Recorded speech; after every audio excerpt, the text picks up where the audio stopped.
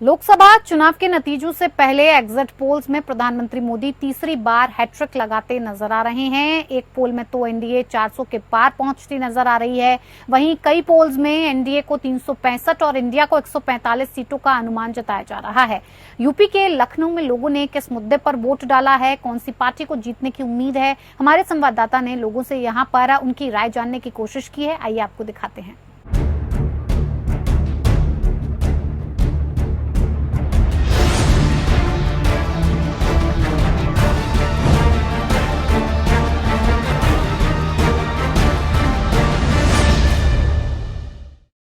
देश में लोकसभा चुनाव का मतदान संपन्न हो चुका है। 4 जून को फैसले आने हैं। इस बीच एग्जिट पोल में बीजेपी की जो स्थिति है वो काफ़ी बेहतर दिखाई पड़ रही है।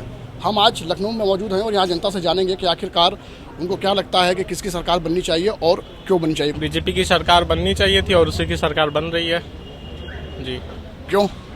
क्योंकि बीजेपी ने काम किया है उस तरीके का।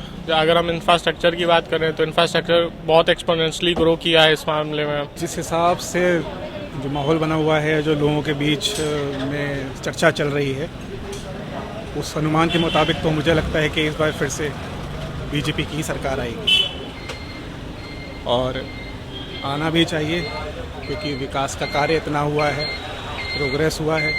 आएगी तो बीजेपी 110% श्योर हूँ।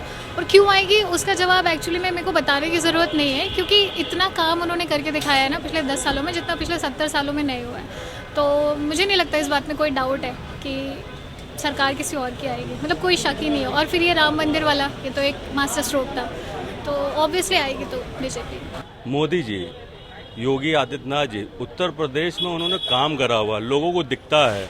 जमीनी आप गांव पे चले जाइए, आज़ादी के बाद से 2014 से जो मोदी जी ने काम करा हुआ है, मोटी मोटी आरसीसी, लोगों के घर बन गए हैं, मकान, और आपका लाइट, सोलर लाइट लगी, क्योंकि कभी सपने में शहर वाला नहीं सोचता उसकी गली में सोलर लाइट लग जाएगी, वो गांव में मोदी जी ने दिया है। देश के अंदर 400 पास के प्लस जा रही है। और क्यों जा रही है इसका भी सबसे बड़ा कारण है क्योंकि मोदी जी पे जो जनता ने भरोसा जताया है, उसका सबसे बड़ा विश्वास है उनका वोट जो जनता ने मोदी जी के लिए दिया है। देश के प्रधानमंत्री जी ने 400 पार का नारा चुनाव से पहले ही दे दिया था, क्योंकि उनको पता था जिस प्रकार से 2014 में जब मोदी जी ने देश की कमान संभाली थी, उस समय सबसे जरूरी क्या था कि जो गरीब थे, जो दलित थे, जो पिछड़े थे, जो अति पिछड़े थे, उनको जिस प्रकार से बुनियादी सुविधाएं नहीं मिलती थी, देश की जनता को बुनियादी सुविधाएं से जो पीछे थे, वंचित थे, उनको सुविधाएं देने का काम किया। और चाहे आप देखिए, रहने के लिए जिनके पास घर नहीं थे उनको घर देने का काम किया। इनको जवाब देगी देश की जनता, विपक्ष को बैठ करके कि हमने 400 पार मोदी जी ने नारा दिया तो उसको जनता ने पार करके दिखाया है।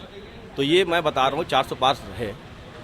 तो जो एग्जिट पोल आया है उसमें जो बीजेपी की स्थिति है वो काफ़ी अच्छी है। हालांकि 4 जून को जब परिणाम आएंगे तो स्थिति है वो पूरी तरीके साफ हो जाएगी। कैमरा पर्सन विनोद के साथ अभिषेक रस्तोगी, एपीएन न्यूज़, लखनऊ।